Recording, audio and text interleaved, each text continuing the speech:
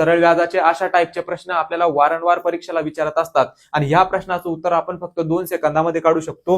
दर साल दर शेकडा 10 दराने एका रकमेची दाम तिप्पट किती वर्षामध्ये होईल? आता बघा इथं दाम तिप्पट दिलेले, जी पट दिलेली असली एका पटेला 100 म्हणायचं, म्हणजे तिप्पट किती होणार आहे? 300 होणार आहे। या 300 मधून काय करायचं? एक पट वजा करायची, एक पट म्हणल्यावर 100 वजा करायचे। आता इथं 5 पट दिलेली असली तर 500 मधून 100 वजा करा, 7 पट दिलेली असली तर 700 मधून 100 वजा करा।